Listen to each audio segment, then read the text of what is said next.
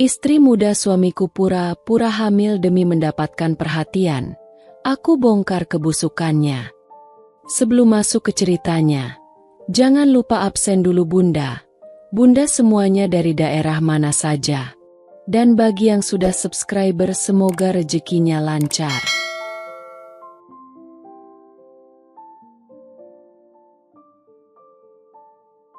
Senja selalu menjadi waktu favoritku. Duduk di teras rumah sederhana kami, menikmati secangkir teh hangat bersama Aris, adalah ritual yang selalu kunantikan setelah seharian bekerja.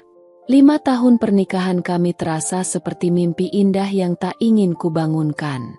Aris adalah cinta pertamaku, sahabat terbaikku, dan satu-satunya pria yang pernah kuimpikan untuk menghabiskan sisa hidup bersamanya. Kami membangun semuanya dari nol, saling mendukung dalam setiap langkah, dan merajut mimpi-mimpi tentang masa depan yang cerah. Salah satu mimpi terbesar kami adalah memiliki seorang anak.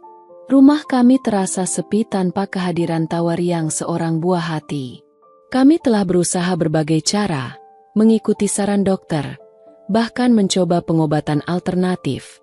Namun garis 2 di alat tes kehamilan itu tak kunjung hadir. Meskipun terkadang rasa frustrasi menghampiri, kami selalu saling menguatkan dan percaya bahwa suatu saat kebahagiaan itu akan datang. Namun, takdir seringkali berjalan di luar rencana kita. Suatu malam, setelah makan malam yang sunyi, Aris duduk di hadapanku dengan raut wajah yang sulit kubaca. Ada kegelisahan yang terpancar dari matanya, sesuatu yang belum pernah kulihat sebelumnya. "Ratih," panggilnya lembut, menggenggam tanganku. Genggamannya terasa dingin, tidak sehangat biasanya.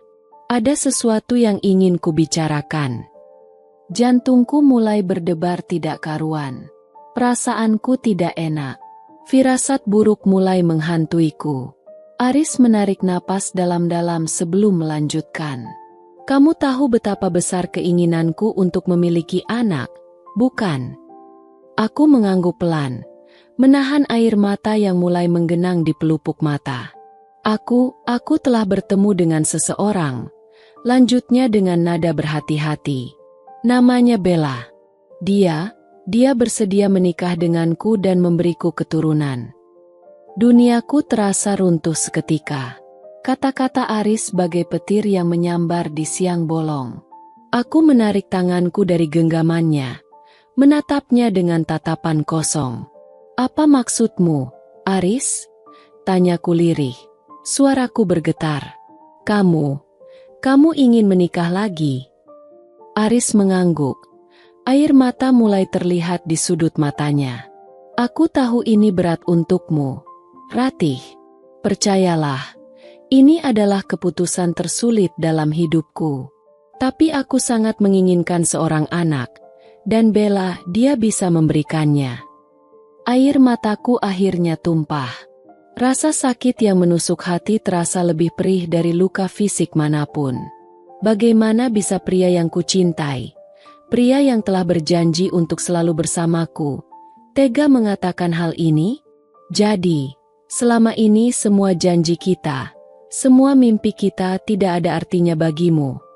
Tanyaku dengan suara tercekat. "Tentu saja ada artinya, Ratih," jawab Aris dengan nada membela diri. "Kamu tetap istri pertamaku. Aku akan tetap menyayangimu. Tapi aku juga ingin memiliki anak, dan aku tidak ingin menunggu lebih lama lagi." Aku terdiam, mencoba mencerna kata-katanya.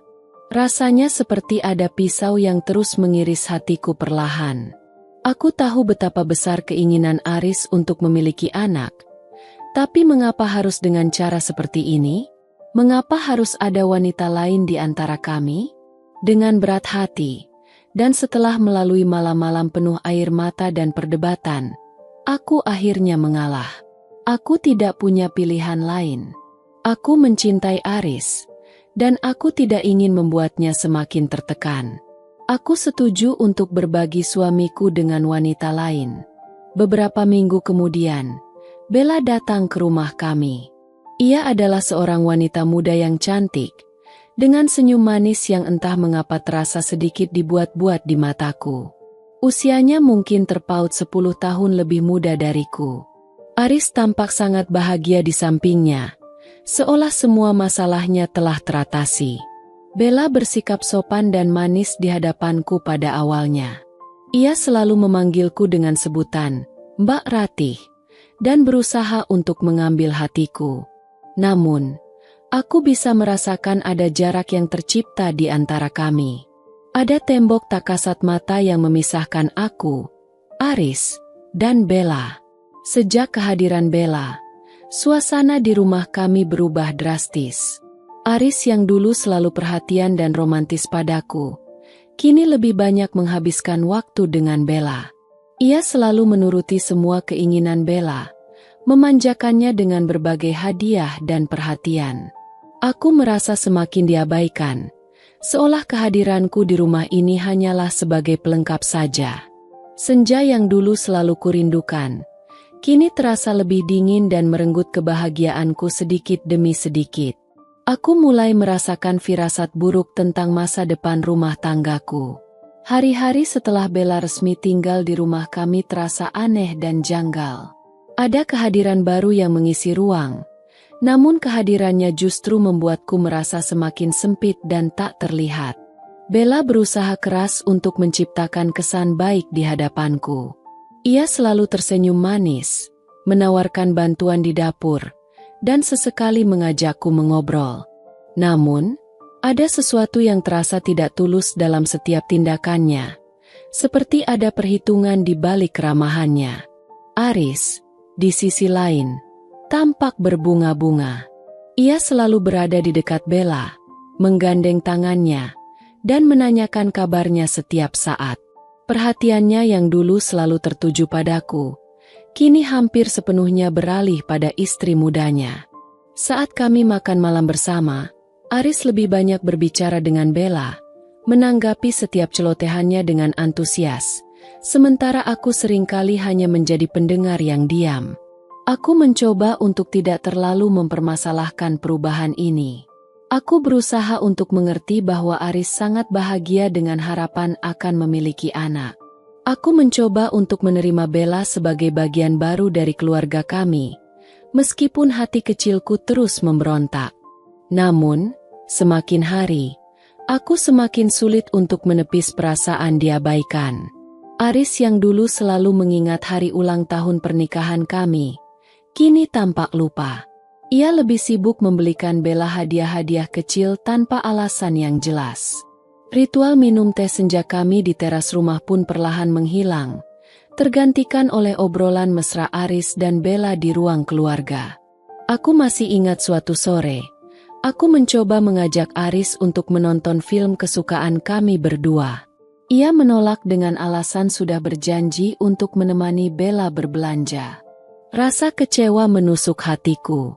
Dulu, tidak ada yang lebih penting bagi Aris selain menghabiskan waktu bersamaku. Kini, aku merasa seperti orang asing di rumah sendiri. Bella seolah tahu bagaimana cara menarik perhatian Aris. Ia seringkali mengeluh tentang hal-hal kecil, seperti merasa sedikit pusing atau tidak enak badan, dan Aris akan langsung panik dan khawatir berlebihan. Ia akan memanjakannya dengan teh hangat, pijatan lembut, dan berbagai makanan kesukaannya. Aku melihat semua itu dengan perasaan getir. Dulu, saat aku sakit, Aris memang perhatian, tapi tidak pernah sampai sebegitu dramatisnya. Aku mencoba untuk berbicara dengan Aris tentang perasaanku. Aku mengungkapkan betapa sedihnya aku merasa diabaikan dan dilupakan. Namun, Aris hanya menjawab dengan enteng, mengatakan bahwa aku hanya sedang sensitif dan harus mengerti situasinya. Ia bilang, Bella sedang membutuhkan banyak perhatian karena sedang menyesuaikan diri dengan kehidupan baru. Kata-kata Aris terasa seperti tamparan bagiku. Apakah aku tidak berhak mendapatkan perhatian lagi? Apakah perasaanku tidak penting lagi hanya karena ada Bella di rumah ini? Aku mulai merasa ada jurang yang semakin dalam memisahkan aku dan Aris. Malam-malam menjadi semakin sunyi bagiku. Aris lebih sering tidur di kamar Bella, dengan alasan agar bisa menjaga dan merawatnya dengan baik. Aku tidur sendirian di kamar kami, ditemani oleh bayangan kesepian dan pertanyaan-pertanyaan yang tak terjawab. Aku mulai merasa semakin tidak nyaman dengan kehadiran Bella. Ada sesuatu tentang dirinya yang membuatku merasa gelisah. Sebuah firasat buruk yang terus menghantuiku. Meskipun ia tampak manis dan tidak berbahaya, aku merasakan ada sesuatu yang tersembunyi di balik senyumnya, sesuatu yang belum terungkap. Seiring berjalannya waktu, Bella semakin lihai memainkan perannya sebagai istri muda yang lemah lembut dan penuh perhatian. Di depan Aris, ia selalu bersikap manja, bergantung padanya untuk segala hal, bahkan untuk urusan-urusan kecil yang sebenarnya bisa ia lakukan sendiri. Aris tampak semakin terpesona dan merasa dibutuhkan oleh Bella. Ia selalu berusaha untuk memenuhi semua keinginannya, tanpa menyadari bahwa ia sedang terperangkap dalam jaring-jaring halus yang sedang Bella rajut. Di belakang Aris, sikap Bella terkadang berubah. Ia bisa bersikap dingin dan acuh tak acuh padaku. Tatapan matanya seringkali menyimpan arti yang sulit kubaca, kadang meremehkan, kadang penuh kemenangan. Ia seolah tahu bahwa ia telah berhasil merebut perhatian Aris dariku. Aku merasa semakin terasing di rumah sendiri. Aris dan Bella seperti memiliki dunia mereka sendiri, dunia yang tertutup rapat untukku. Mereka sering berbisik-bisik dan tertawa bersama, meninggalkan aku dalam kesunyian dan kebingungan. Aku mencoba untuk bergabung dengan mereka, namun rasanya seperti ada tembok tak terlihat yang menghalangiku.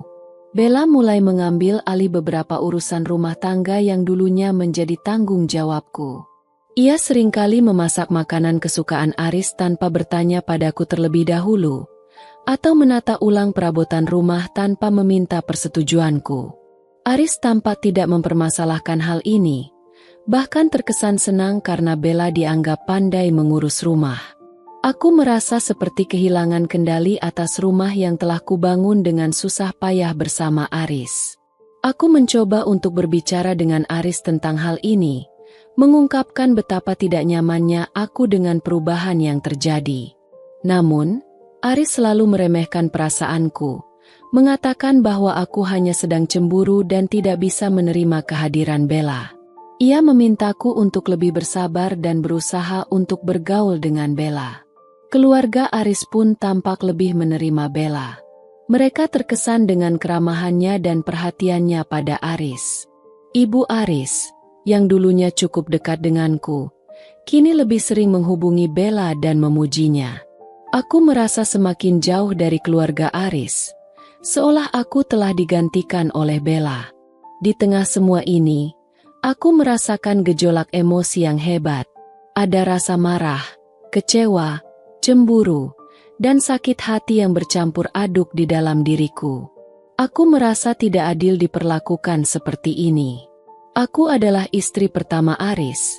Aku telah bersamanya selama bertahun-tahun, namun kini aku merasa seperti orang asing di rumah sendiri. Aku mulai memperhatikan hal-hal kecil tentang Bella yang sebelumnya luput dari perhatianku. Ia tampak sangat menjaga penampilannya, selalu berusaha terlihat sempurna di hadapan Aris. Ia juga seringkali melebih-lebihkan cerita atau kejadian untuk mendapatkan perhatian. Ada sesuatu yang terasa tidak otentik tentang dirinya, seperti ia sedang memainkan sebuah peran. Dan kemudian, muncul kejanggalan lain yang mulai mengusik pikiranku. Bella seringkali terlihat sangat lelah dan mengantuk, katanya karena sedang tidak enak badan. Namun, ia tidak pernah benar-benar sakit. Ia hanya tampak lesu dan kurang bersemangat, terutama saat aku ada di dekatnya. Aku mulai bertanya-tanya, ada apa sebenarnya dengan Bella? Apakah semua ini hanya bagian dari usahanya untuk mendapatkan perhatian Aris? Sebuah pertanyaan kecil mulai tumbuh di benakku, sebuah benih kecurigaan yang belum sepenuhnya kusadari maknanya. Suatu malam, saat kami bertiga sedang makan malam bersama, suasana terasa sedikit lebih hangat dari biasanya. Aris tampak bersemangat menceritakan tentang perkembangan bisnisnya, dan Bella sesekali menimpali dengan senyum manis. Aku berusaha untuk ikut terlibat dalam percakapan, meskipun hatiku masih terasa sedikit perih melihat keakraban mereka. Tiba-tiba, Bella meletakkan sendoknya dan menatap Aris dengan mata berbinar. "Sayang," panggilnya lembut, menggenggam tangan Aris di atas meja. Aris menoleh padanya dengan penuh perhatian. "Ada apa, Bella?" Bella menarik napas dalam-dalam, lalu tersenyum lebar. Aku hamil." Seketika, suasana di meja makan berubah. Aris tampak terkejut. Matanya membulat tak percaya. Ia melepaskan genggaman tangan Bella dan meraih kedua tangannya dengan antusias. "Benarkah, Bella? Kamu hamil?" tanyanya dengan nada penuh kebahagiaan. Bella mengangguk sambil tersenyum haru. "Iya, sayang. Aku sudah memeriksakannya ke dokter kemarin." Aris langsung berdiri dari kursinya dan memeluk Bella erat. Ia mencium keningnya berkali-kali. Air mata kebahagiaan tampak menggenang di pelupuk matanya. "Ya Tuhan, ini kabar yang luar biasa. Aku akan menjadi seorang ayah." Aku hanya bisa terpaku di tempat dudukku, menyaksikan pemandangan di hadapanku dengan perasaan campur aduk. Di satu sisi, aku turut bahagia melihat kebahagiaan Aris.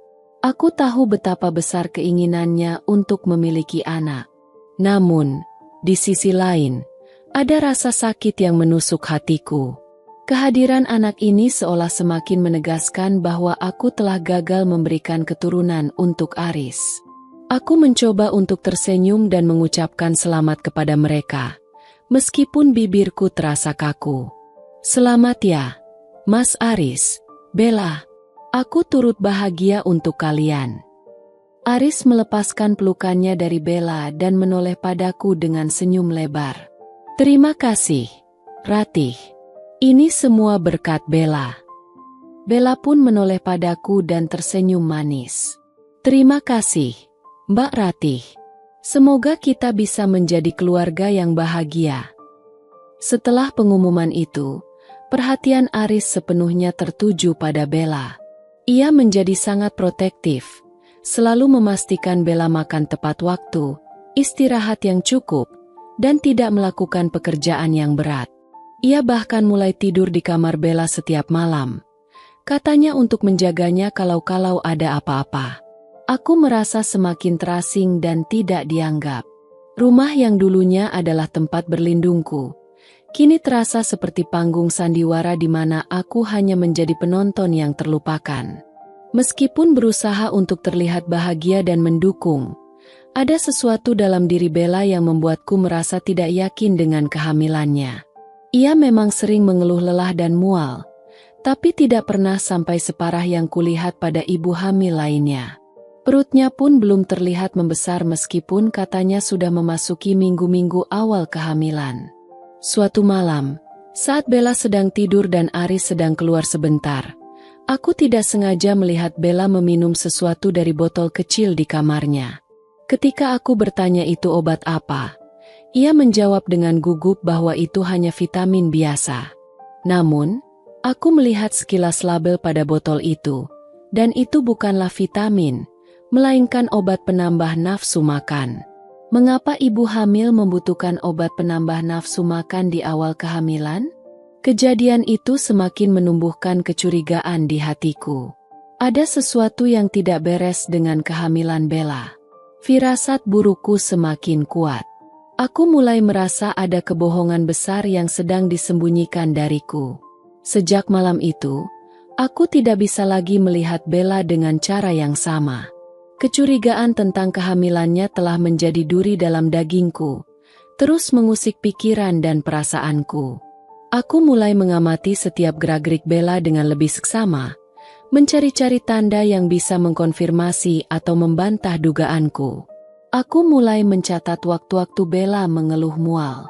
Anehnya, keluhannya hampir selalu muncul saat Aris ada di sekitarnya, terutama saat jam makan atau ketika Aris bertanya tentang kondisinya.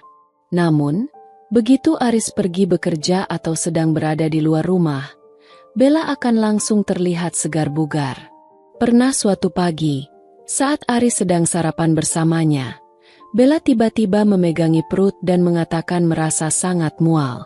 Aris langsung panik, menyuruhnya beristirahat dan menawarkan untuk membuatkan teh jahe. Namun, selang beberapa jam kemudian, saat Aris sudah berangkat kerja, aku melihat Bella dengan santai memesan nasi goreng pedas melalui aplikasi pesan antar dan memakannya dengan lahap di ruang keluarga. Pemandangan itu semakin menguatkan keyakinanku bahwa semua ini hanyalah sandiwara. Aku mencoba untuk bersikap perhatian pada Bella, menawarkan makanan atau minuman yang biasanya dianjurkan untuk ibu hamil muda, seperti buah-buahan atau air jahe. Namun, Bella selalu menolak dengan alasan yang dibuat-buat, seperti tidak suka atau sedang ingin makan yang lain. Ia lebih sering ngidam makanan-makanan yang kurang sehat dan tidak dianjurkan untuk ibu hamil, seperti mie instan atau makanan berminyak.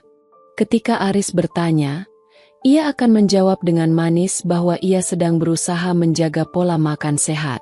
Penampilan Bella juga menjadi salah satu fokus pengamatanku. Meskipun katanya sedang hamil, ia masih sering mengenakan pakaian yang cukup ketat dan membentuk tubuh. Ia juga tidak pernah terlihat khawatir dengan penambahan berat badan, bahkan masih sering bercermin dan mengagumi penampilannya. Aku ingat betul bagaimana dulu saat aku hamil, meskipun berakhir dengan keguguran di usia muda, aku langsung merasa tidak nyaman dengan pakaian ketat dan lebih memilih pakaian yang longgar dan nyaman. Aku beberapa kali mencoba untuk mengajak Bella berbicara dari hati ke hati, menanyakan kabarnya dan menawarkan bantuan jika ia merasa kesulitan dengan kehamilannya. Namun, Bella selalu bersikap defensif dan menjawab dengan nada sinis bahwa aku tidak perlu khawatir dan ia baik-baik saja. Ia bahkan pernah mengatakan bahwa aku hanya iri karena ia bisa hamil duluan. Aris semakin hari semakin dibutakan oleh sandiwara Bella. Ia selalu membela Bella dan menganggap semua kecurigaanku hanyalah bentuk ketidaksukaanku padanya. Setiap kali aku mencoba mengungkapkan keraguanku, Aris akan marah dan menuduhku mencari-cari kesalahan Bella. Aku merasa semakin terisolasi dan tidak berdaya. Namun, ada satu kejadian yang semakin memantapkan tekadku untuk mengungkap kebohongan Bella. Suatu sore, Bella mengatakan pada Aris bahwa ia harus pergi ke dokter kandungan untuk pemeriksaan rutin. Aris sangat khawatir dan menawarkan untuk menemaninya. Namun Bella menolak dengan alasan ingin pergi sendiri dan tidak ingin merepotkan Aris. Aku diam-diam mengikuti Bella dari belakang. Ternyata, ia tidak pergi ke klinik kandungan manapun. Ia justru pergi ke sebuah pusat perbelanjaan dan menghabiskan waktu berjam-jam di sana, berbelanja pakaian dan bersenang-senang dengan teman-temannya. Ketika ia kembali ke rumah, ia bercerita pada Aris tentang pemeriksaan dokternya dengan begitu lancar dan meyakinkan. Malam itu, aku tidak bisa tidur. Kejadian di pusat perbelanjaan itu telah membuka mataku sepenuhnya. Bella jelas-jelas berbohong tentang kehamilannya. Ia telah mempermainkan Aris dan keluarganya, dan juga mempermainkan perasaanku. Aku tidak bisa lagi tinggal diam. Aku harus mengumpulkan bukti yang kuat dan membongkar kebohongannya. Aku tidak hanya melakukan ini untuk diriku sendiri, tapi juga untuk Aris, agar ia tidak terus-menerus dibodohi oleh wanita yang hanya mencari perhatian dan memanfaatkan kebaikannya. Aku berjanji pada diriku sendiri, kebenaran akan terungkap, cepat atau lambat. Tekadku sudah bulat. Aku tidak akan membiarkan kebohongan Bella terus berlanjut. Aku harus mencari bukti yang tak terbantahkan untuk mengungkap kepura-puraannya. Malam itu, setelah Aris dan Bella tertidur, aku tidak bisa memejamkan mata. Pikiranku dipenuhi dengan rencana bagaimana cara membongkar kebohongan ini.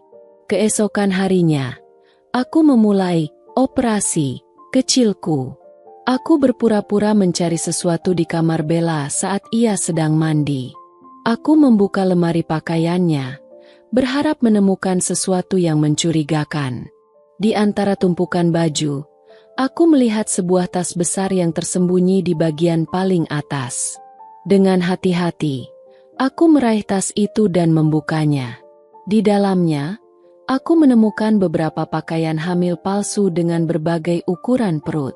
Tanganku gemetar. Ini adalah bukti nyata. Namun, aku tidak bisa hanya mengandalkan ini. Aku membutuhkan bukti yang lebih kuat. Sesuatu yang tidak bisa ia sangkal begitu saja. Aku mulai memperhatikan kebiasaan Bella dengan lebih detail. Ia seringkali keluar rumah sendirian dengan alasan ingin membeli makanan atau minuman yang ia idamkan. Aku memutuskan untuk mengikutinya suatu hari. Bella pergi ke sebuah apotek dan membeli beberapa strip tes kehamilan. Anehnya, ia membeli beberapa merek yang berbeda. Aku semakin curiga. Mengapa ia membutuhkan begitu banyak tes kehamilan jika ia memang benar-benar hamil? Aku terus mengikutinya hingga ia masuk ke sebuah klinik kecil yang tidak terlalu jauh dari rumah kami. Aku menunggu di luar dengan perasaan cemas.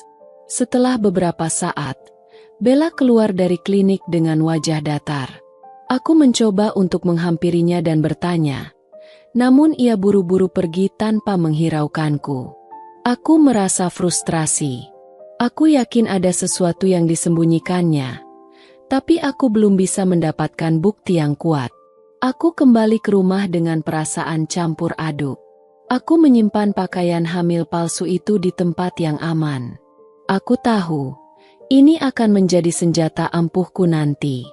Aku juga mulai mencoba mencari informasi dari media sosial Bella. Aku melihat akun Instagram dan Facebooknya. Ia sering mengunggah foto-foto dirinya dengan perut yang terlihat sedikit lebih besar dari biasanya.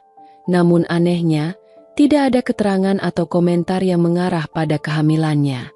Teman-temannya pun tidak ada yang memberikan ucapan selamat. Ini semakin menguatkan dugaanku. Suatu malam, saat Bella sedang asyik bermain ponsel di ruang keluarga, aku melihat sekilas layar ponselnya. Ia sedang membuka sebuah aplikasi edit foto. Aku semakin curiga. Mungkinkah ia mengedit foto-fotonya agar terlihat hamil? Aku merasa semakin yakin bahwa Bella sedang berbohong. Ia telah mempermainkan kami semua. Aku tidak bisa membiarkan ini terus berlanjut. Aku harus mencari cara untuk mengungkap kebohongannya kepada Aris dan keluarganya. Aku tidak ingin mereka terus-menerus dibodohi oleh wanita yang hanya mencari perhatian dan memanfaatkan kebaikan Aris. Aku akan terus mencari jejak-jejak kebohongannya, sekecil apapun itu. Aku yakin, kebenaran pasti akan terungkap. Penemuan pakaian hamil palsu dan melihat Bella membeli banyak tes kehamilan semakin memantapkan keyakinanku. Aku tahu, Bella sedang memainkan sebuah permainan yang sangat berbahaya. Sekarang, aku hanya perlu mengumpulkan lebih banyak bukti untuk membuat semuanya menjadi jelas di mata Aris dan keluarganya. Aku mulai mencoba mencari informasi tentang riwayat pemeriksaan kehamilan Bella. Setiap kali Aris bertanya tentang perkembangan kandungannya, Bella selalu memberikan jawaban yang samar-samar. Ia tidak pernah menyebutkan nama dokter spesifik atau rumah sakit tempatnya periksa. Ketika Aris menawarkan untuk menemaninya ke dokter, Bella selalu menolak dengan berbagai alasan, seperti ingin pergi sendiri atau dokternya sedang sibuk. Aku mencoba untuk bertanya pada Bella secara langsung tentang dokternya. Namun ia selalu mengalihkan pembicaraan atau memberikan jawaban yang tidak jelas. Ini semakin membuatku curiga. Biasanya, seorang wanita hamil akan sangat antusias menceritakan tentang dokter kandungannya dan perkembangan bayinya. Aku juga memperhatikan bahwa Bella tidak pernah menunjukkan kartu kontrol kehamilan atau hasil USG. Setiap kali Aris bertanya, ia selalu mengatakan bahwa ia lupa membawanya atau masih disimpan di tasnya. Aku tidak pernah melihatnya membawa tas besar berisi perlengkapan ibu hamil seperti yang biasa dibawa oleh wanita hamil lainnya. Suatu siang, aku mendengar Bella sedang berbicara di telepon dengan seseorang. Ia berbicara dengan nada yang sangat ceria dan santai, Tidak seperti nada bicara seorang wanita hamil yang sedang merasakan berbagai keluhan. Aku mencoba untuk menguping pembicaraannya. Namun Bella menyadari kehadiranku dan langsung mengakhiri panggilannya dengan terburu-buru. "Kamu mengupingnya, Mbak Ratih?" tanyanya dengan nada sinis. Aku berusaha untuk tenang dan menjawab, "Aku hanya ingin tahu kabarmu dan bayi kamu." Bella hanya memutar bola matanya dan berlalu meninggalkanku. Sikapnya yang defensif semakin membuatku yakin ada sesuatu yang sedang ia sembunyikan. Aku merasa semakin tertekan dengan situasi ini. Hidup dalam kebohongan seperti ini sangatlah melelahkan. Aku ingin segera mengungkap kebenarannya. Namun aku harus berhati-hati agar tidak ketahuan oleh Bella. Aku tidak ingin ia menghapus jejak-jejak kebohongannya sebelum aku berhasil mengumpulkan bukti yang cukup kuat. Aku mulai mencari cara lain untuk mendapatkan informasi. Aku mencoba menghubungi beberapa teman Aris yang mungkin mengenal Bella lebih dekat. Namun tidak ada yang bisa memberikan informasi yang berarti. Mereka hanya tahu bahwa Bella adalah istri muda Aris yang sedang hamil. Hingga suatu malam, saat Bella sedang tidur pulas, aku memberanikan diri untuk memeriksa ponselnya. Aku tahu ini adalah tindakan yang tidak benar. Namun aku merasa tidak punya pilihan lain. Dengan hati-hati, aku membuka kunci ponsel Bella. Aku pernah melihatnya mengetikkan kata sandinya beberapa kali. Aku mencari riwayat panggilan, pesan, dan aplikasi yang mungkin berhubungan dengan kehamilannya. Di galeri fotonya, aku menemukan beberapa foto Bella dengan perut yang terlihat lebih besar. Namun tanggal pengambilan fotonya berbeda-beda dan tidak berurutan. Beberapa foto bahkan terlihat seperti diambil beberapa bulan yang lalu. Aku juga menemukan beberapa foto perut hamil palsu yang sama persis dengan yang kutemukan di kamarnya. Kemudian, aku membuka aplikasi catatan di ponselnya.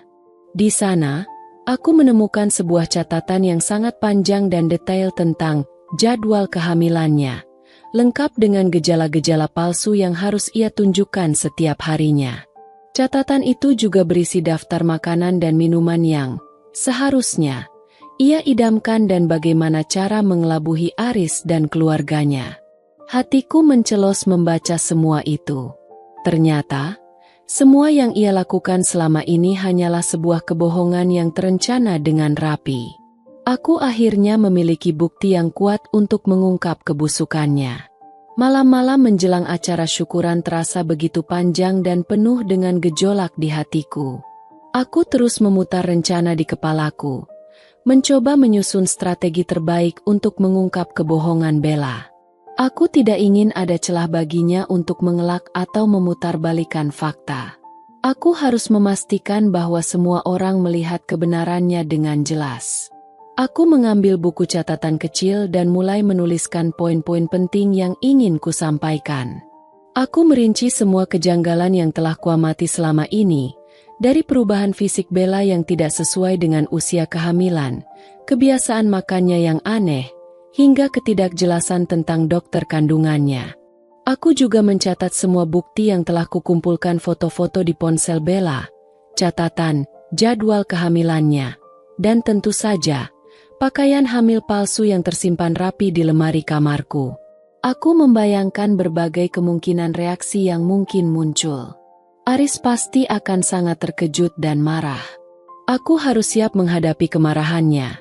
Meskipun aku tahu jauh di lubuk hatinya, ia pasti akan merasa sangat terluka dan dibohongi. Aku juga memikirkan Bella. Ia pasti akan berusaha menyangkal atau membuat drama untuk menghindari konsekuensi dari perbuatannya. Aku harus tetap tenang dan fokus pada bukti-bukti yang kumiliki. Keluarga Aris juga menjadi perhatianku. Mereka pasti sangat antusias menyambut kabar kehamilan Bella. Mengungkap kebohongannya di hadapan mereka pasti akan menimbulkan kekecewaan dan rasa malu yang besar.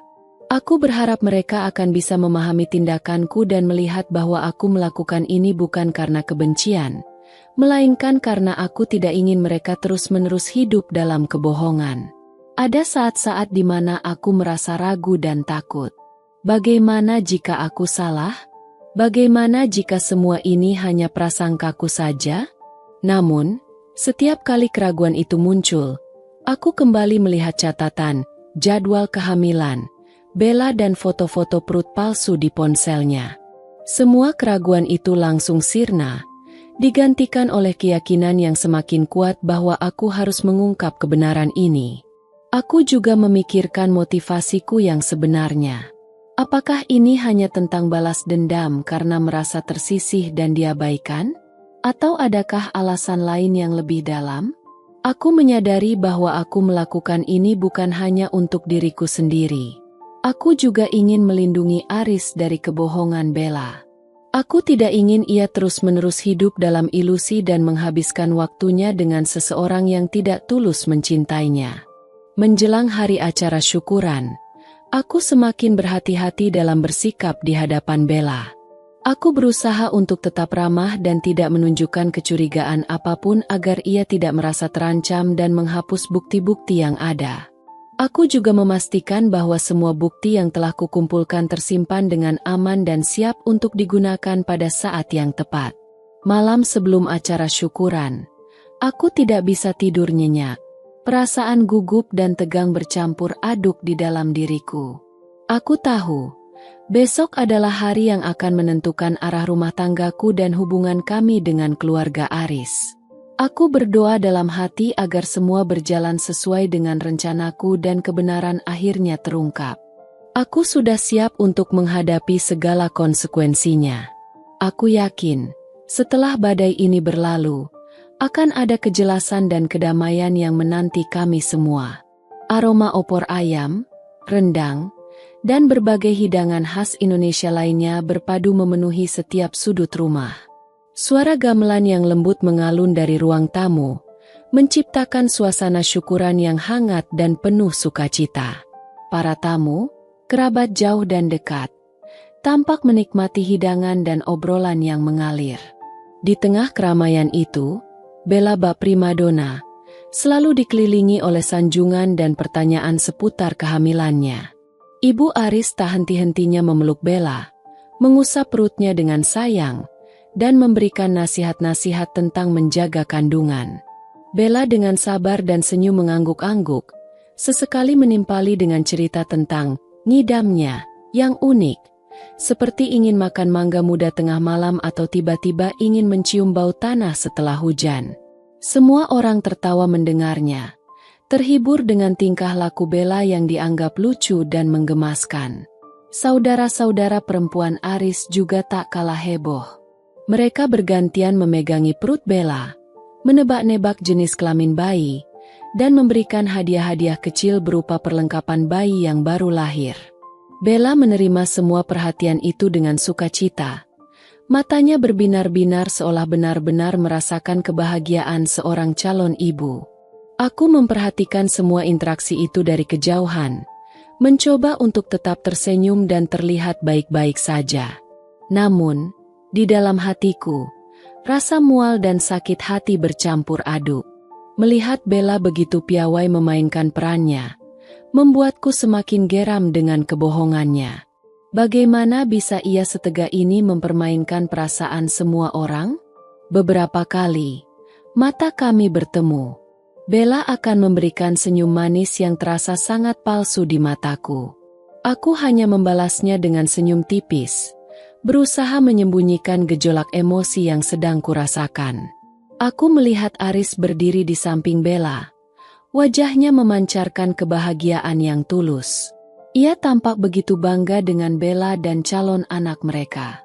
Melihat kebahagiaan Aris yang didasari oleh kebohongan itu, hatiku semakin teriris. Saat acara makan siang dimulai, Bella duduk di tengah-tengah keluarga Aris, mendapatkan perlakuan istimewa. Ia dipersilakan mengambil makanan terlebih dahulu, dan Ibu Aris secara khusus mengambilkan lauk pauk yang dianggap baik untuk ibu hamil. Bella menikmati semua perhatian itu dengan anggun, sesekali meminta Aris untuk mengambilkan ini dan itu. Aku duduk agak menjauh, mencoba menikmati hidangan meskipun nafsu makanku benar-benar hilang. Aku melihat sekeliling, mengamati wajah-wajah bahagia para anggota keluarga. Mereka semua tampak begitu antusias menyambut kehadiran cucu pertama Aris. Bagaimana reaksi mereka nanti ketika mengetahui bahwa semua ini hanyalah kebohongan belaka? Apakah mereka akan percaya padaku? Apakah mereka akan marah padaku karena telah mengungkap aib ini di tengah acara keluarga? Tiba-tiba, Aris menghampiriku. Ia merangkul pundakku dengan sayang dan tersenyum tulus. Terima kasih ya, Ratih. Sudah menerima Bella dengan baik. Aku tahu ini tidak mudah bagimu, tapi kamu benar-benar berhati besar. Kata-kata Aris itu bagai pisau yang menusuk jantungku. Ia begitu baik dan tulus, namun ia telah dibutakan oleh kebohongan Bella. Aku merasa semakin bersalah karena harus menyakiti hatinya. Namun, aku juga tahu bahwa aku tidak bisa terus membiarkan kebohongan ini berlanjut. Aku menarik napas dalam-dalam dan menatap mata Aris.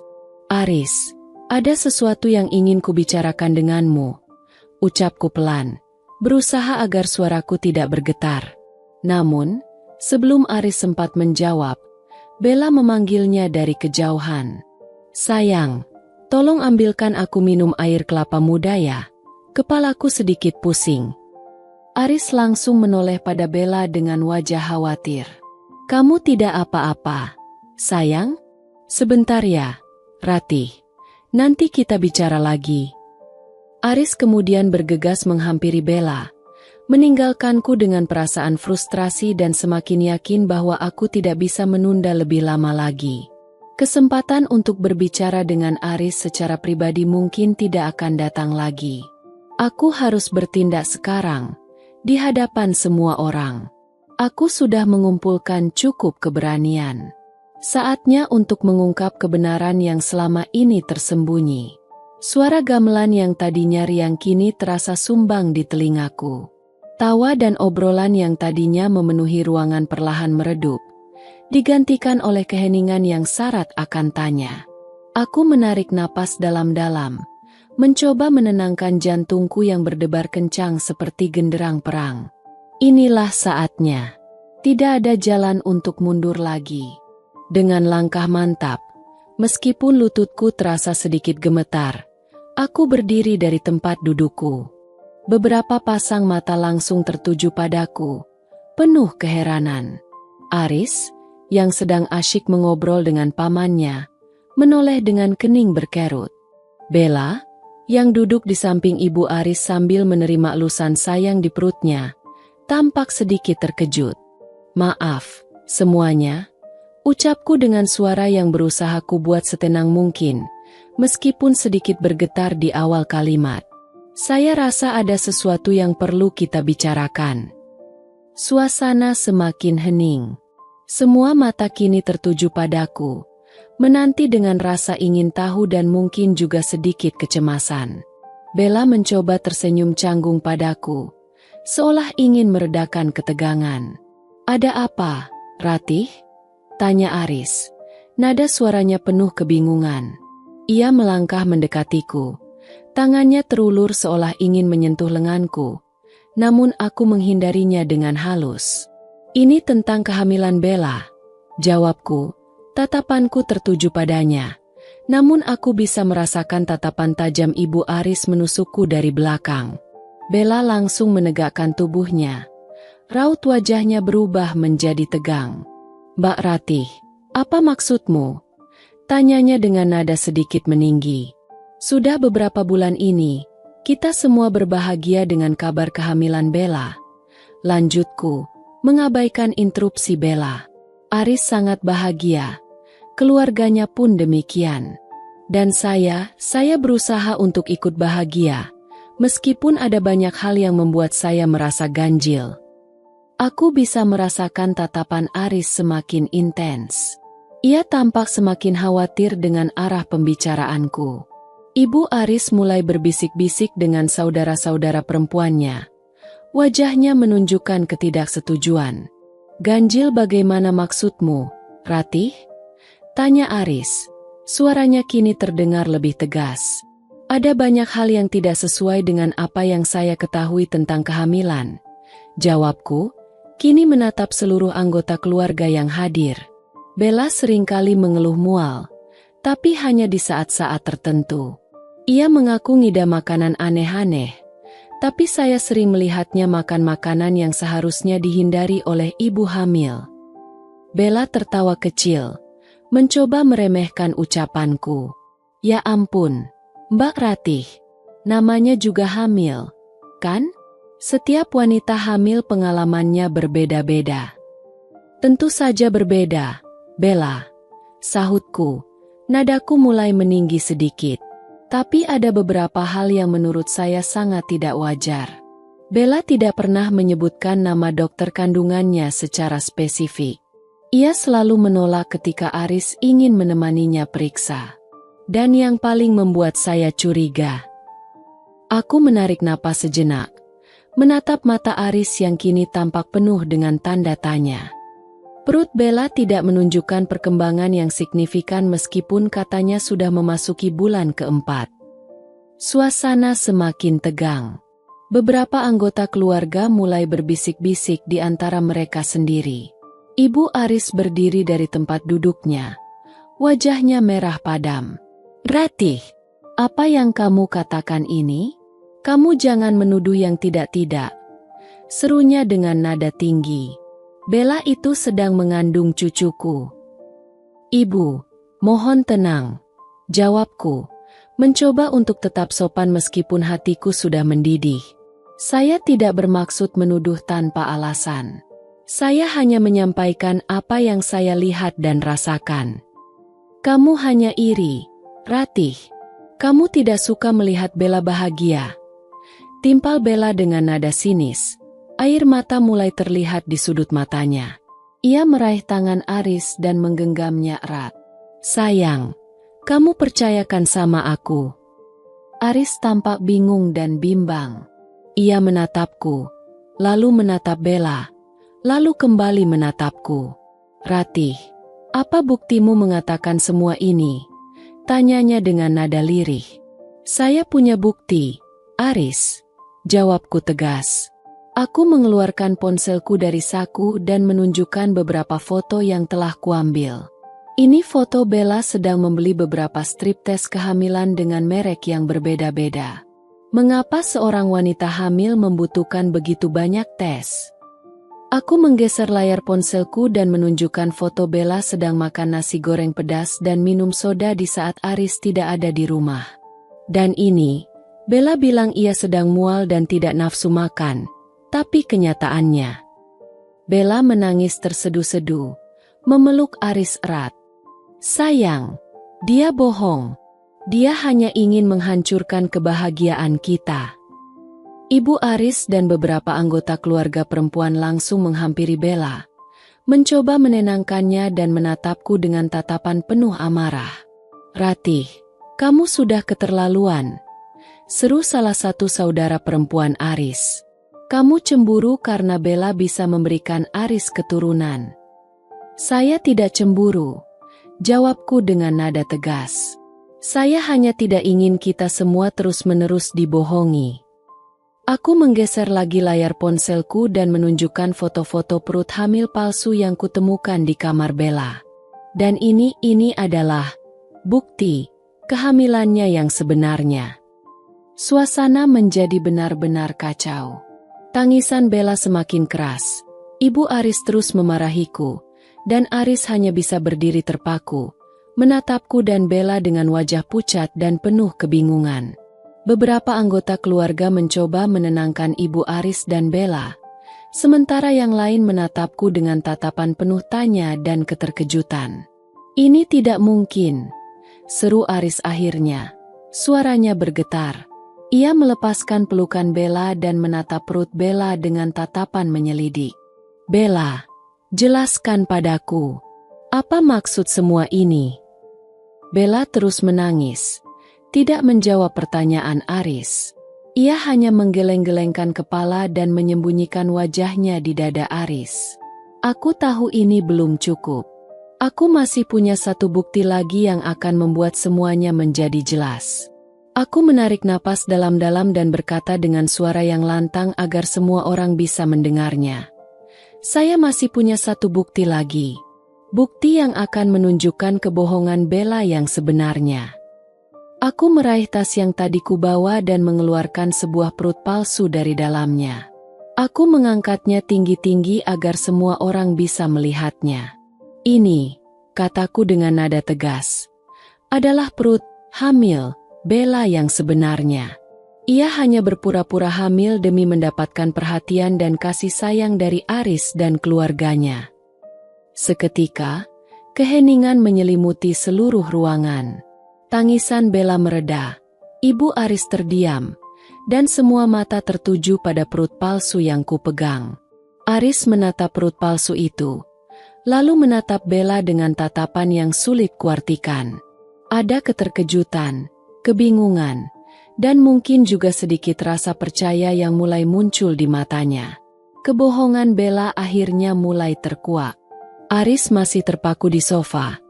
Tatapannya kosong menatap perut palsu yang kini tergeletak di atas meja. Aku bisa melihat jelas gurat-gurat kekecewaan dan amarah yang bercampur aduk di wajahnya. Ia memegangi kepalanya dengan kedua tangan. Rambutnya terlihat berantakan. Ia tampak seperti orang yang baru saja terbangun dari mimpi buruk yang mengerikan. Di sudut ruangan, Bella masih terisak-isak. Sesekali meracaukan permintaan maaf yang terdengar tidak tulus di telingaku. Ia melirik ke arah Aris, mencoba meraih perhatiannya. Namun Aris sama sekali tidak menggubrisnya. Ia benar-benar terpukul dengan pengakuan Bella. Kepercayaan yang telah ia berikan sepenuhnya telah dihancurkan oleh kebohongan yang begitu besar. Ibu Aris, setelah beberapa saat terdiam, akhirnya berdiri. Wajahnya yang tadinya penuh kehangatan kini dipenuhi dengan amarah yang membara. Ia berjalan menghampiri Bella dengan langkah gemetar. "Kamu!" serunya dengan suara bergetar, menunjuk Bella dengan telunjuknya. "Kamu benar-benar wanita tidak tahu malu. Kami menyambutmu dengan baik. Kami memperlakukanmu seperti anak sendiri. Tapi ini balasanmu. Kamu mempermainkan kami semua. Kamu pikir ini lelucon?" Bella menunduk semakin dalam. Tangisnya semakin menjadi-jadi. "Maafkan saya, Ibu, saya sangat menyesal, saya hanya..." "Menyesal katamu?" potong Ibu Aris dengan nada tinggi. "Kamu pikir dengan kata maaf bisa mengembalikan semua kebahagiaan yang telah kamu rampas? Kamu telah membuat anakku terlihat bodoh di depan seluruh keluarga. Kamu telah menghancurkan harapan kami untuk mendapatkan cucu." Air mata Ibu Aris pun ikut menetes, bukan karena simpati pada Bella, melainkan karena kekecewaan yang mendalam. Saudara-saudara perempuan Aris juga tidak tinggal diam. Mereka menghujani Bella dengan kata-kata pedas, mengungkapkan rasa malu dan jijik mereka terhadap kebohongannya. Beberapa di antara mereka bahkan menanyakan motif Bella yang sebenarnya. Apakah ada maksud terselubung di balik semua ini? Di tengah keributan itu, aku hanya bisa berdiri terpaku, menyaksikan kehancuran yang terjadi akibat kebohongan Bella. Aku merasa lega karena kebenaran akhirnya terungkap. Namun aku juga merasa sedih melihat Aris yang begitu terpukul. Aku menghampirinya dan duduk di sampingnya, mencoba memberikan dukungan tanpa mengucapkan sepatah kata pun. Aris mengangkat wajahnya, menatapku dengan mata yang merah dan berkaca-kaca. "Ratih, aku minta maaf. Aku tidak tahu. Aku benar-benar tidak tahu kalau Bella bisa melakukan ini." Aku menggenggam tangannya erat. "Ini bukan salahmu, Aris. Kamu juga korban dari kebohongannya." Beberapa anggota keluarga mulai mendekati kami, mencoba menenangkan Aris dan menyampaikan rasa simpati mereka padaku. Mereka meminta maaf atas apa yang telah terjadi dan mengungkapkan kekecewaan mereka terhadap Bella. Bella, menyadari bahwa ia tidak lagi mendapatkan simpati dari siapapun, mencoba untuk membela diri. "Aku melakukan ini karena aku mencintai Aris. Aku ingin ia bahagia.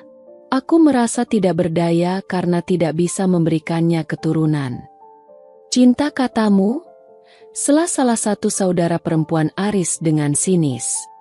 Kalau kamu benar-benar mencintai Aris, kamu tidak akan pernah melakukan kebohongan sebesar ini. Kamu hanya memikirkan dirimu sendiri. Ibu Aris kembali menghampiri Bella. Tatapannya penuh dengan kekecewaan. Mulai saat ini, jangan pernah panggil aku ibu lagi. Kamu telah menghancurkan kepercayaan kami. Kamu tidak pantas berada di keluarga ini. Kata-kata Ibu Aris sebagai vonis bagi Bella. Ia semakin terisak dan menundukkan kepalanya. Ia tahu, ia telah kehilangan segalanya. Aris akhirnya berdiri, menarik napas dalam-dalam. Ia menatap Bella dengan tatapan dingin dan tegas. Bella, ucapnya dengan suara yang datar. Aku tidak bisa mempercayaimu lagi. Kamu telah menghancurkan semua yang kita bangun. Aku minta kamu pergi dari rumah ini sekarang juga. Bella tersentak mendengar perkataan Aris. Ia menatapnya dengan tatapan memohon. Aris, jangan, aku mohon, beri aku kesempatan lagi. Kesempatan? Ulang Aris dengan nada sinis. Kesempatan apa lagi yang kamu inginkan setelah semua kebohongan ini? Aku sudah cukup dibodohi olehmu. Pergi. Tanpa menunggu jawaban Bella, Aris berbalik dan berjalan menjauhinya. Bella hanya bisa menangis dan meratapi nasibnya. Beberapa saudara perempuan Aris kemudian membantunya mengemasi barang-barangnya dengan wajah masam. Suasana syukuran yang tadinya meriah kini benar-benar berubah menjadi duka. Makanan yang terhidang tampak tidak menarik lagi. Suara gamelan pun telah berhenti. Para tamu mulai berpamitan satu persatu, meninggalkan kami dalam keheningan yang penuh dengan kekecewaan dan kesedihan. Aku dan Aris duduk berdampingan di sofa, tanpa mengucapkan sepatah kata pun. Aku bisa merasakan betapa berat beban yang sedang ia pikul. Kebohongan Bella telah mengguncang fondasi rumah tangga kami, dan aku tidak tahu bagaimana kami akan membangunnya kembali. Namun, satu hal yang pasti, kebenaran telah terungkap, dan kami tidak perlu lagi hidup dalam kepura-puraan. Langkah selanjutnya adalah mencari jalan untuk menyembuhkan luka dan melanjutkan hidup, meskipun jalan itu tampak terjal dan penuh dengan ketidakpastian. Setelah Bella pergi, diantar oleh beberapa saudara perempuan Aris yang masih tampak kesal, rumah terasa sunyi senyap. Sisa-sisa acara syukuran masih berserakan di ruang tamu dan halaman belakang, menjadi saksi bisu atas drama yang baru saja terjadi. Aroma masakan yang tadinya menggugah selera kini terasa hambar dan menyedihkan. Aris masih terduduk di sofa. Posisi tubuhnya tidak berubah sejak Bella diusir. Bahunya tampak bergetar halus. Aku mendekatinya perlahan dan duduk di sampingnya, memberikan ruang baginya untuk mencerna semua yang telah terjadi. Keheningan di antara kami terasa begitu berat dan penuh dengan emosi yang tak terucapkan. Tiba-tiba, Aris terisak. Suara tangisnya terdengar begitu pilu dan penuh dengan kepedihan. Aku meraih tangannya dan menggenggamnya erat. Ia menoleh padaku. Air mata membasahi seluruh wajahnya. Aku bodoh, Ratih. Ucapnya tercekat di antara isak tangisnya. Aku begitu bodoh hingga bisa tertipu oleh wanita itu. Aku malu sekali. Aku mengusap air matanya dengan lembut. Kamu tidak bodoh, Aris. Kamu hanya terlalu baik dan mempercayai orang lain. Tapi aku telah menyakitimu, Ratih. Lanjutnya, suaranya semakin lirih. Aku telah membawa wanita lain ke dalam rumah kita. Aku telah mengabaikanmu demi kebohongan belaka. Aku tahu, Aris, jawabku pelan. Tapi yang terpenting sekarang adalah kita tahu kebenarannya. Kita bisa menghadapi ini bersama. Aris menggenggam tanganku semakin erat. Aku minta maaf, Ratih. Maafkan aku untuk semua rasa sakit yang telah kubuat. Air mataku pun ikut menetes. Melihat Aris yang begitu terpukul membuat hatiku ikut sakit. Meskipun aku telah terluka oleh keputusannya untuk menikah lagi, aku tidak pernah benar-benar berhenti mencintainya. Setelah beberapa saat, Aris mulai sedikit tenang. Ia menyandarkan kepalanya di bahuku, seperti dulu saat kami masih muda dan menghadapi masalah bersama. Kehangatan tubuhnya terasa familiar dan menenangkan. "Kenapa, Ratih?" tanyanya lirih. "Kenapa kamu bisa tahu kalau Bella berbohong?" Aku benar-benar tidak menyadarinya. Aku menceritakan semua kecurigaanku padanya, mulai dari kejanggalan gejala kehamilannya, kebiasaan makannya, hingga penemuanku tentang obat diet dan akhirnya ponsel Bella. Aris mendengarkan dengan seksama, sesekali menarik napas dalam-dalam dan menggeleng-gelengkan kepala tanda tidak percaya. "Aku benar-benar tidak menyangka," gumamnya setelah aku selesai bercerita. "Aku begitu dibutakan oleh keinginan untuk memiliki anak hingga tidak melihat keanehan-keanehan itu." Keinginan untuk memiliki anak, topik itu kembali menghantui kami. Inilah akar dari semua masalah ini. Keinginan Aris yang begitu besar telah membuatnya mengambil keputusan yang menyakitkan bagi kami berdua. "Aris," ucapku pelan, melepaskan genggamannya dan menatap matanya. "Kita perlu bicara tentang ini. Tentang keinginanmu untuk memiliki anak. Tentang pernikahan kita."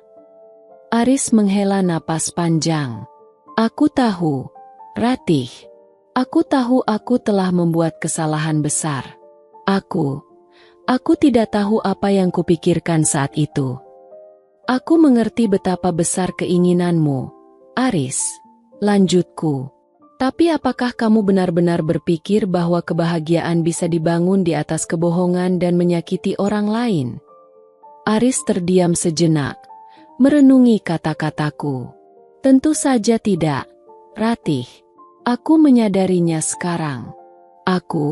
Aku hanya merasa tertekan karena kita belum juga dikaruniai keturunan."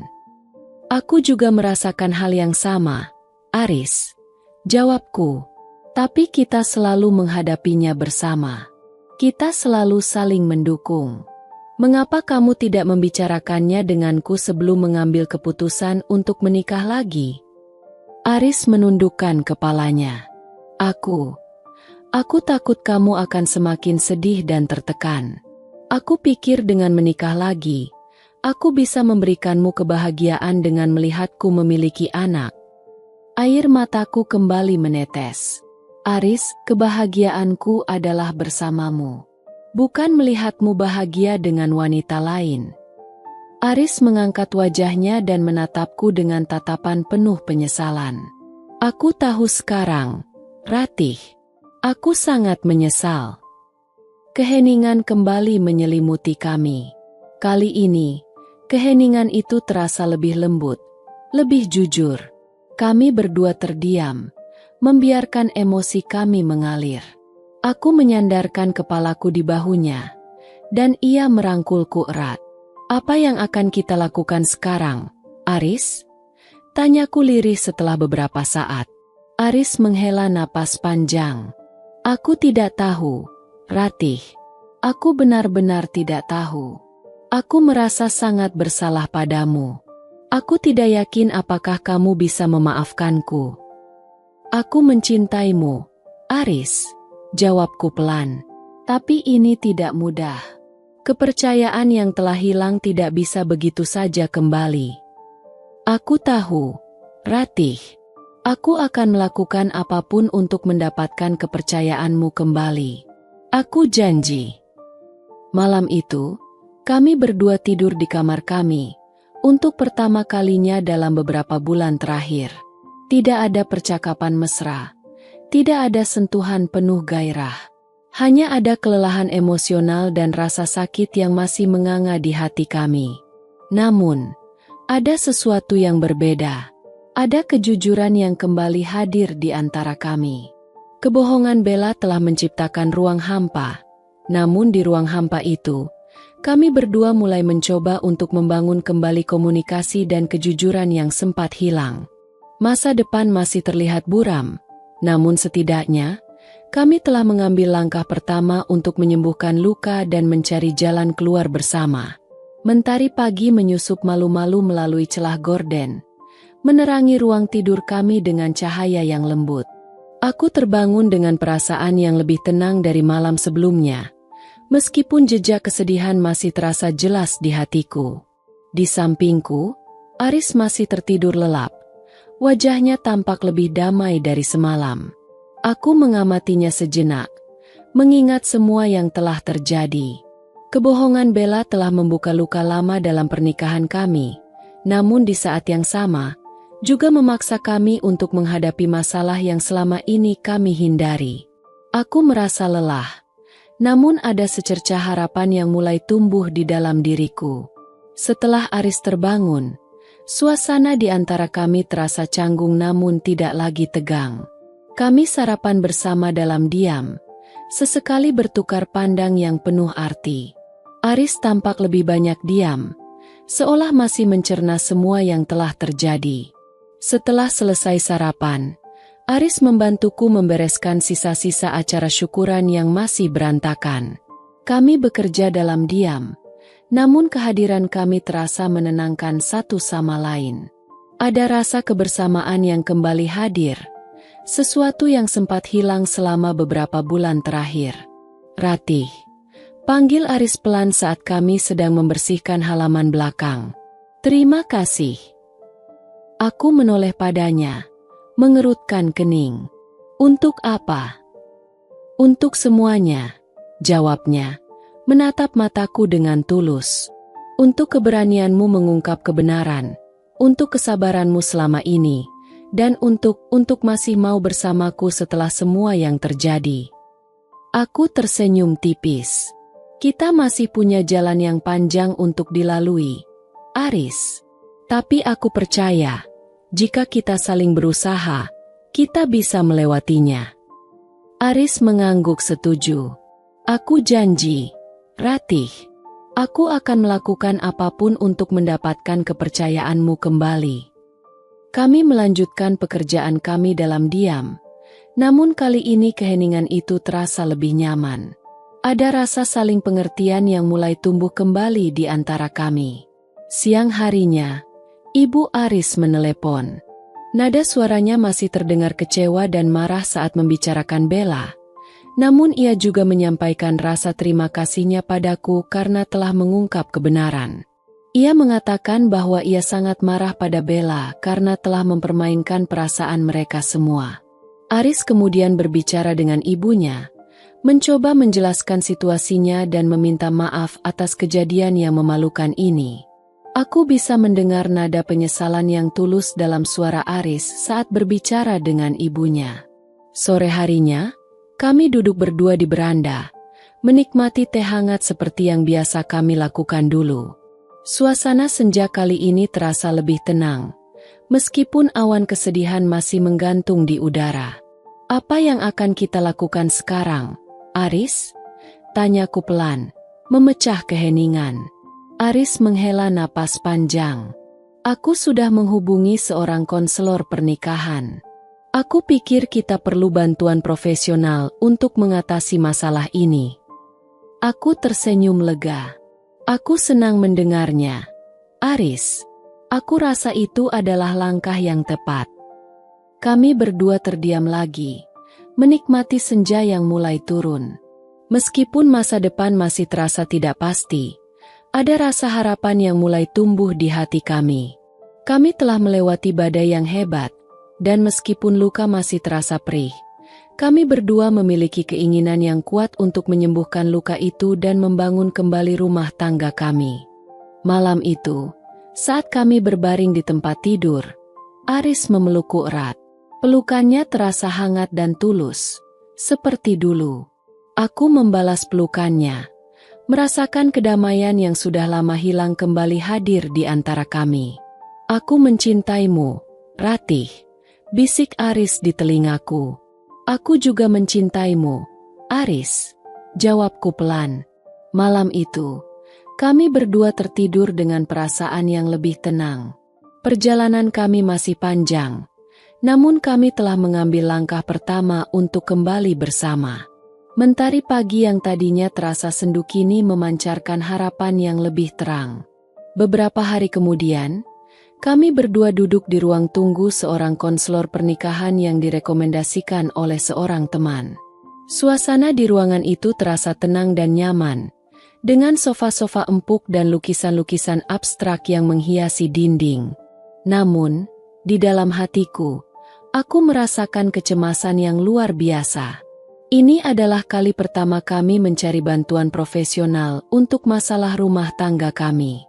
Tak lama kemudian, seorang wanita parubaya dengan senyum ramah menyambut kami dan mempersilakan kami masuk ke ruang praktiknya. Ibu Sinta, nama konselor itu, memiliki aura yang menenangkan dan membuatku merasa sedikit lebih nyaman. Kami duduk berhadapan dengannya, dan Ibu Sinta memulai sesi konseling dengan menanyakan kabar kami dan alasan kami datang menemuinya. Aris yang pertama kali bercerita, dengan suara yang masih terdengar sedikit bergetar. Ia menceritakan tentang pernikahan kami, keinginan kami untuk memiliki anak, keputusannya untuk menikah lagi dengan Bella, dan akhirnya kebohongan Bella yang terungkap. Kemudian, giliran aku yang berbicara. Aku mengungkapkan semua perasaan sakit hati, kecewa, dan terhianati yang kurasakan selama ini. Aku menceritakan bagaimana aku merasa diabaikan dan tidak dianggap sejak kehadiran Bella, dan bagaimana kecurigaanku terhadap kehamilannya akhirnya terbukti benar. Ibu Sinta mendengarkan cerita kami dengan penuh perhatian, sesekali mengajukan pertanyaan untuk memperjelas situasi dan emosi yang kami rasakan.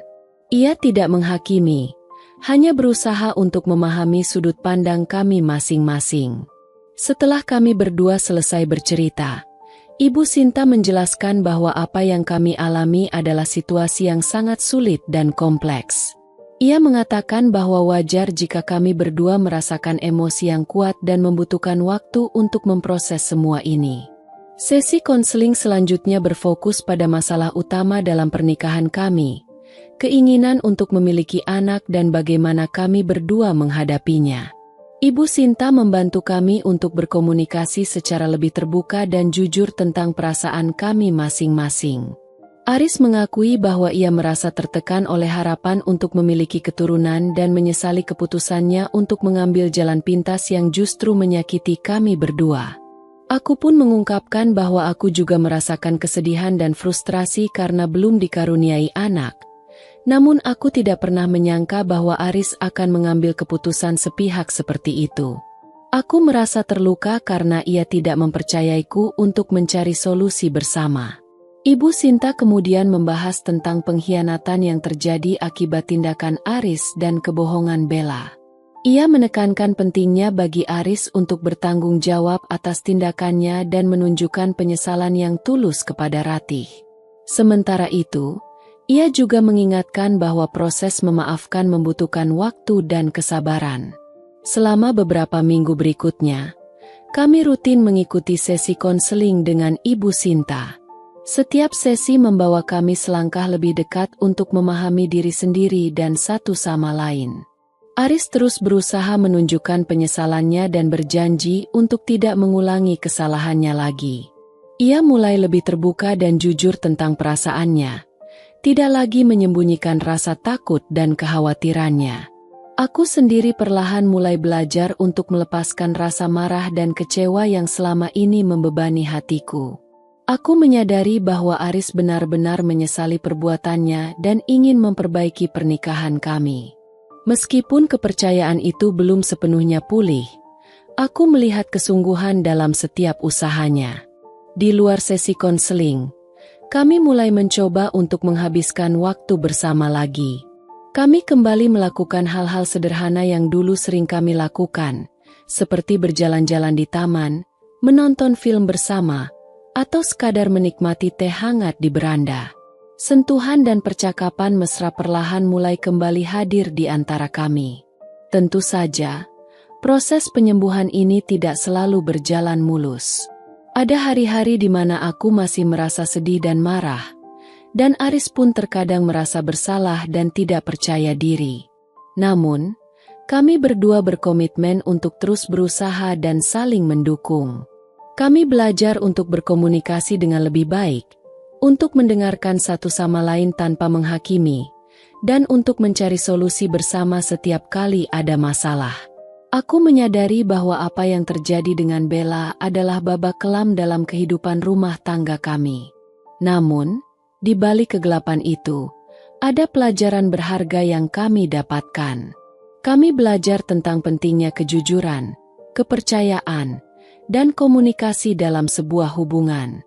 Kami juga belajar bahwa cinta sejati akan selalu memberikan kesempatan kedua, asalkan ada kemauan untuk saling memaafkan dan memperbaiki diri.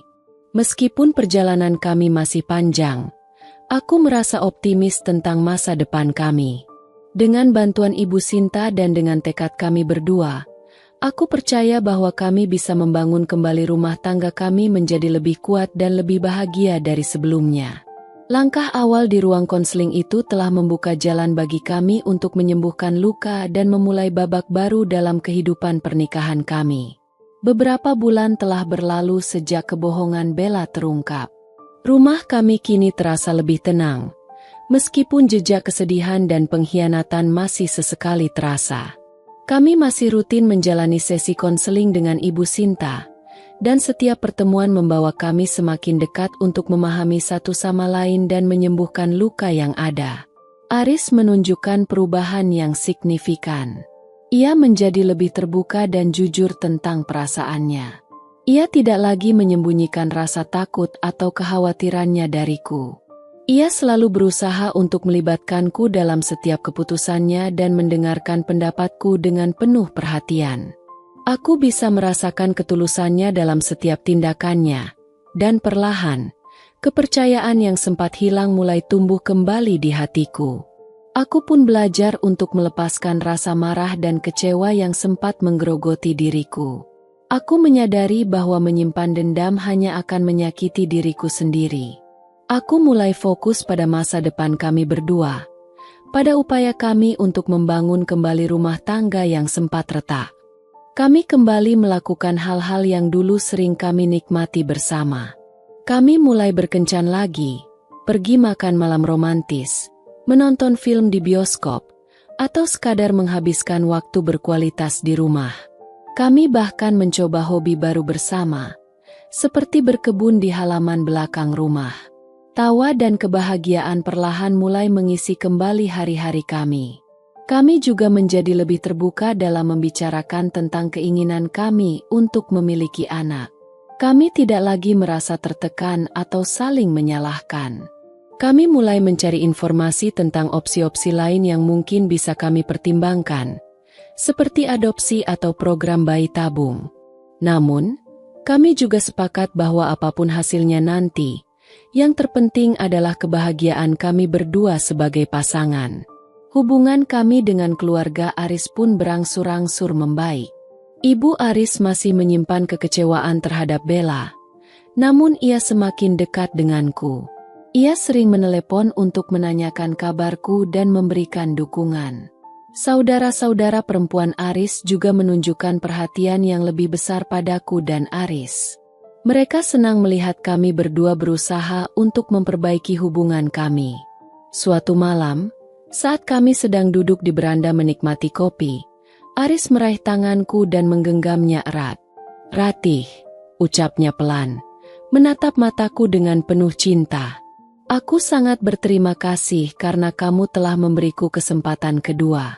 Aku tahu aku tidak pantas mendapatkannya. Tapi aku berjanji akan terus berusaha menjadi suami yang lebih baik untukmu." Air mataku menetes haru. Aku juga berterima kasih, Aris. Aku percaya kita bisa melewati ini bersama. Kami berpelukan erat, merasakan kehangatan dan cinta yang kembali menyatukan kami. Malam itu, kami berbagi keintiman yang lebih dalam dari sebelumnya. Ada rasa syukur dan kebahagiaan yang terpancar dari hati kami, menyadari bahwa kami telah berhasil melewati masa-masa sulit dan kembali menemukan cinta kami. Meskipun bayangan masa lalu terkadang masih menghantui, kami berdua belajar untuk fokus pada masa kini dan masa depan. Kami membangun kembali rumah tangga kami dengan fondasi yang lebih kuat, yaitu kejujuran, kepercayaan, dan komunikasi yang lebih baik. Kami menyadari bahwa kebahagiaan sejati tidak hanya terletak pada kehadiran seorang anak, tetapi juga pada cinta dan dukungan yang kami berikan satu sama lain. Perjalanan kami masih panjang, dan mungkin akan ada tantangan lain yang akan kami hadapi di masa depan. Namun, kami yakin bahwa dengan cinta dan komitmen yang kuat, kami bisa melewati semuanya bersama. Kami telah belajar dari kesalahan masa lalu, dan kami bertekad untuk menjaga dan menghargai hubungan kami lebih dari apapun. Masa depan kami mungkin tidak persis seperti yang kami impikan dulu, tetapi kami yakin bahwa masa depan itu akan tetap indah asalkan kami berdua terus bergandengan tangan. 2 tahun telah berlalu sejak badai kebohongan Bella menerjang rumah tangga kami. Senja di teras rumah kami kembali terasa hangat dan damai. Aku duduk di samping Aris, menikmati secangkir teh hangat seperti dulu, namun kali ini dengan hati yang jauh lebih tenang dan penuh syukur. Banyak hal telah berubah. Kami terus menjalani sesi konseling selama hampir 1 tahun, dan Ibu Sinta telah banyak membantu kami untuk memahami diri sendiri dan satu sama lain. Kami belajar untuk berkomunikasi dengan lebih efektif, untuk mengungkapkan perasaan kami tanpa rasa takut, dan untuk saling mendukung dalam setiap langkah. Aris telah membuktikan kesungguhannya untuk mendapatkan kembali kepercayaanku. Ia selalu jujur dan terbuka padaku tentang segala hal. Ia tidak pernah lagi mengambil keputusan tanpa melibatkan aku, dan ia selalu menghargai pendapatku. Aku bisa merasakan cintanya yang semakin mendalam dan tulus. Perlahan tapi pasti, luka di hatiku mulai sembuh. Aku belajar untuk memaafkan Aris sepenuhnya, bukan hanya demi dirinya, tapi juga demi kedamaian diriku sendiri. Aku menyadari bahwa setiap orang bisa melakukan kesalahan, dan yang terpenting adalah kemauan untuk mengakui kesalahan itu dan berusaha untuk memperbaikinya. Kami juga telah mencapai pemahaman yang lebih dalam tentang keinginan kami untuk memiliki anak. Setelah melalui berbagai pertimbangan dan diskusi yang panjang, kami akhirnya memutuskan untuk tidak terlalu terpaku pada keinginan itu. Kami menyadari bahwa kebahagiaan kami sebagai pasangan tidak harus selalu bergantung pada kehadiran seorang anak. Kami belajar untuk menikmati kebersamaan kami, untuk saling mencintai dan mendukung, dan untuk menemukan kebahagiaan dalam hal-hal sederhana yang kami lakukan bersama. Beberapa bulan yang lalu, kami bahkan memutuskan untuk menjadi orang tua asuh bagi seorang anak perempuan berusia 5 tahun yang sangat manis dan ceria. Kehadirannya membawa warna baru dalam hidup kami. Rumah kami yang dulu terasa sepi kini dipenuhi dengan tawa riang dan celotehan polos seorang anak kecil. Kami belajar banyak tentang cinta tanpa syarat dan kebahagiaan yang bisa ditemukan dalam hal-hal yang tidak pernah kami duga sebelumnya. Bella, setelah ia pergi malam itu, kami tidak pernah lagi mendengar kabarnya. Ibu Aris sempat marah dan kecewa, namun seiring berjalannya waktu, ia bisa menerima kenyataan dan fokus pada kebahagiaan kami berdua. Kami tidak pernah mencoba untuk mencari tahu keberadaan Bella, dan kami sepakat untuk melupakan masa lalu yang menyakitkan itu. Senja kali ini terasa begitu istimewa. Langit berwarna jingga keemasan, dan angin sepau-sepau membawa aroma bunga dari taman kecil kami. Aris menggenggam tanganku erat, dan kami berdua terdiam, menikmati keindahan saat ini. "Kamu bahagia, Ratih?" tanya Aris pelan, memecah keheningan.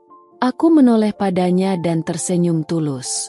"Sangat bahagia, Aris. Lebih bahagia dari yang pernah kubayangkan."